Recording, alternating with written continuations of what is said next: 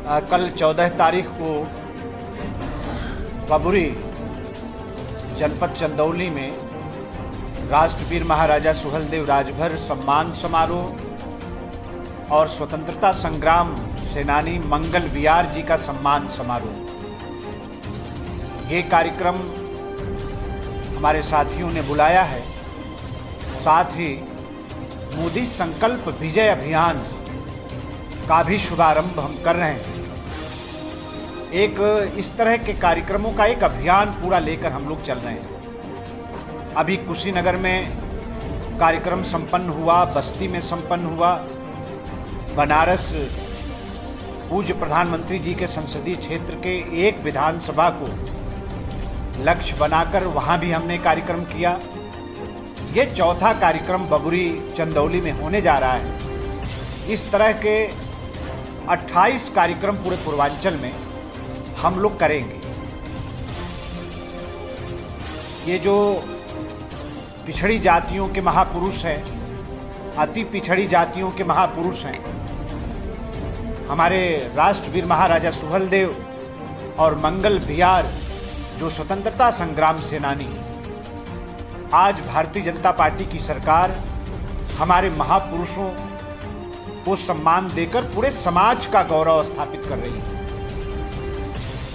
हमारे इतिहास को संरक्षित करने का काम आज मोदी जी के नेतृत्व में आज भारतीय जनता पार्टी की सरकारें कर रही है। हम उनका अभिनंदन करना चाहते हैं और इस सम्मान समारोह के साथ साथ मोदी जी का जो संकल्प है, उसका जो अभियान है, उसका जो विजयी अभियान है, उसको भी अपने कार्यक्रमों के साथ हम लोग जोड़ने जा रहे हैं। 2024 तैयारी है कर भारतीय जनता पार्टी कोई काम नहीं करती। हम निरंतर इस कार्यक्रम को करते रहते हैं।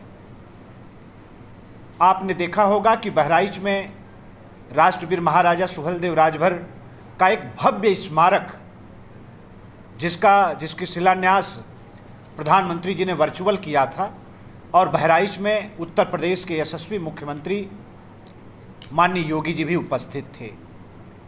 आपने देखा भी होगा कि गाजीपुर में राष्ट्रवीर महाराजा सुहेलदेव राजभर के नाम का डाक टिकट जारी करके उनके गौरव को सरकारी दस्तावेजों में दर्ज कराने का काम मोदी जी की सरकार ने किया था।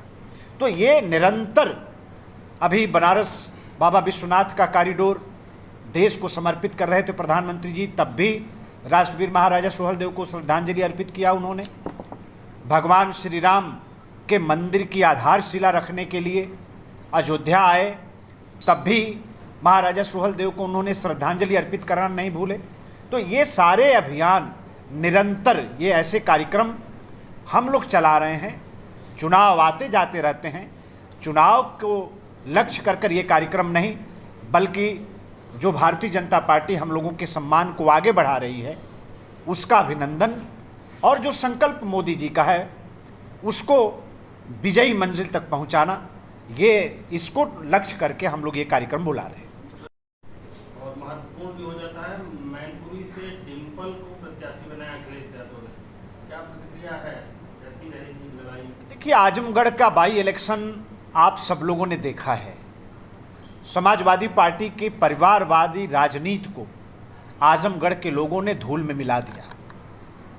मैनपुरी को भी, वहाँ भी जो परिवारवाद की राजनीति को एक बार फिर समाजवादी पार्टी ने आगे बढ़ाया है, वहाँ मैनपुरी की सम्मानित जनता भारतीय जनता पार्टी के उम्मीदवार को जिताकर परिवारवाद की राजनीति को जवाब देगी। अखिलेश यादव प्रचार करने रामपुर तो नहीं गए, आजमगढ़ नहीं है, वहाँ उन्होंने पूरा चुनाव अभियान संभाल रखा है। असर पड़ेगा क्या अखिलेश के प्रचार का, क्या फर्क पड़ेगा? देखिए, मैनपुरी हो चाहे रामपुर हो, चाहे जो बाई इलेक्शन है उत्तर प्रदेश में, और साथ ही निकाय चुनाव, ये सब भारतीय जनता पार्टी एक तरफा जीतने जा रही है। अभी लखीमपुर का, उसका परिणाम भी आपके सामने है। आजमगढ़ और रामपुर के बाई इलेक्शन हुए, उसके भी परिणाम आपके सामने हैं। जनता पूरे विश्वास और भरोसे के साथ कमल निशान के साथ खड़ी है, मोदी जी के साथ खड़ी है, योगी जी के साथ खड़ी है। नेताजी की कॉन्स्टिट्यूंसी रही है मैनपुरी, और बेहद महत्वपूर्ण इसलिए भी हो जाती है क्योंकि एक बहू आपके साथ है, प्रत्याशी को लेकर के काफी भारतीय जनता पार्टी में काफी चर्चा का दौर गर्म है।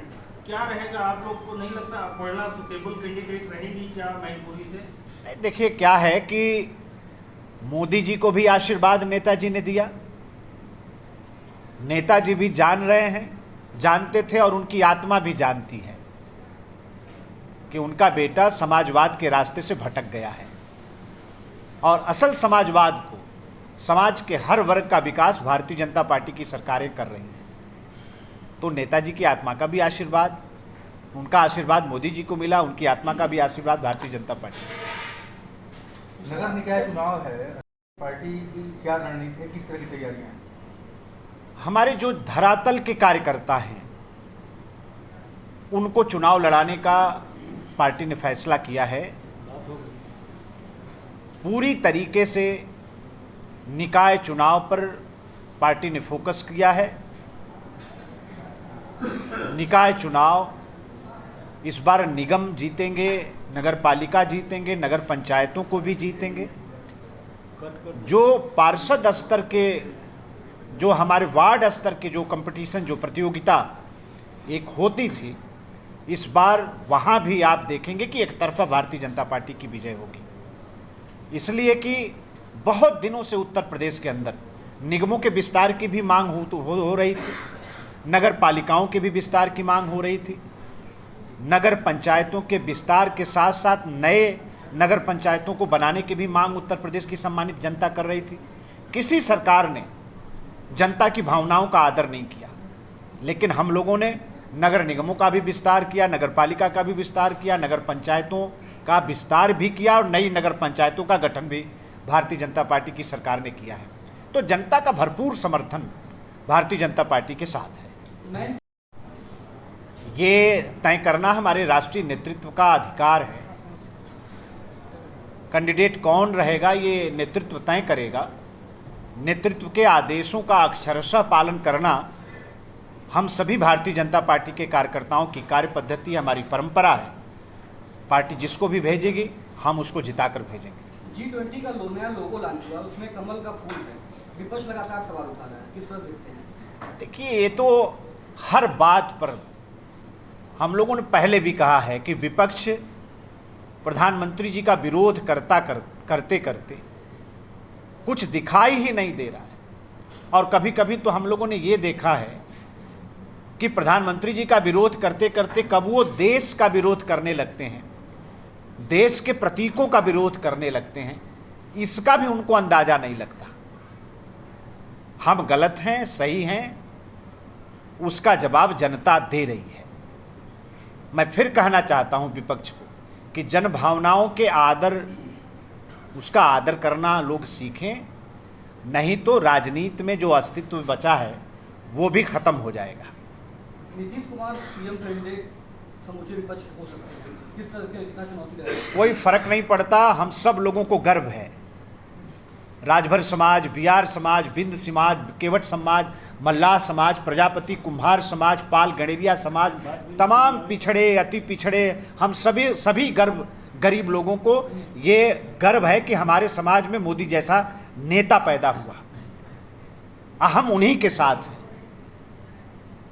अब विपक्ष की बात, आप विपक्ष की चाल को पिछड़ा समाज बहुत अच्छी तरीके से समझ रहा है।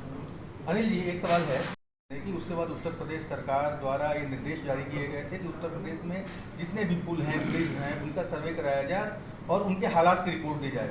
रिपोर्ट गई है, रिपोर्ट में ये जानकारी सामने आई है कि जहां आप बैठे हैं, चंदौली जनपद के भी 4 ऐसे ब्रिज हैं जो बहुत ही जर्जर हालात में हैं। तो इसको किस तरह से आप लोग इसका कंप्लायंस करेंगे, किस तरह से उनको बनाया जाएगा और क्या आगे सरकार क्या कर रही है? बड़े ही साफ नीयत के साथ उत्तर प्रदेश की सरकार ने ये पहल किया है। कहीं कोई घटना घटती है तो उससे सबक लेना चाहिए। उत्तर प्रदेश की सरकार ने सबक लिया कि उत्तर प्रदेश में कहीं कोई ऐसी घटना न घटे। तो जर्जर जो हमारे ब्रिज हैं, जो पुल हैं, उनकी सूची बन रही है, उनका संकलन हो रहा है। उनको गिराकर नए पुल बनाने की आवश्यकता होगी, नए पुल बनाएंगे। उसके मरम्मत की आवश्यकता होगी, उसके लिए मरम्मत की व्यवस्था करेंगे। उसके लिए अलग से बजट का भी प्राविधान करने की बात मुख्यमंत्री जी ने कही है और अपने विवेकाधीन कोष से भी आवश्यकता पड़ने पर उसमें से भी धन उसमें लगाने की बात उन्होंने कही है।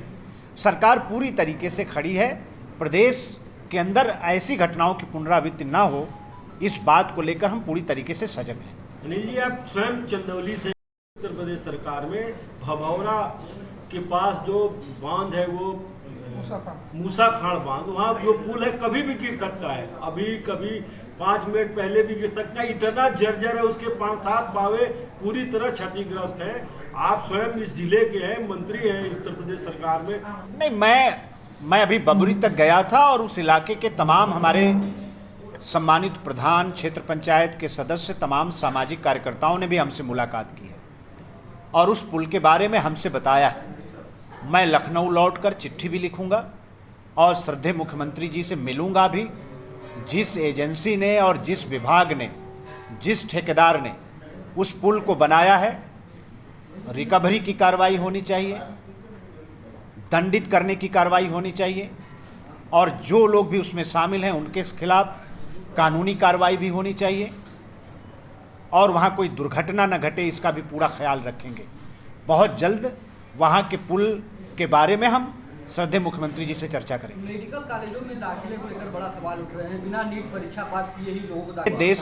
देश की सबसे बड़ी एजेंसी उसमें जांच के लिए मुख्यमंत्री जी ने नामित कर दिया है, प्रस्ताव किया है, वो एजेंसी जांच कर रही है और उससे पहले कोई प्रतिक्रिया देना मैं उचित नहीं समझ रहा हूँ। जो भी होगा सब दूध का दूध, पानी का पानी आ जाए।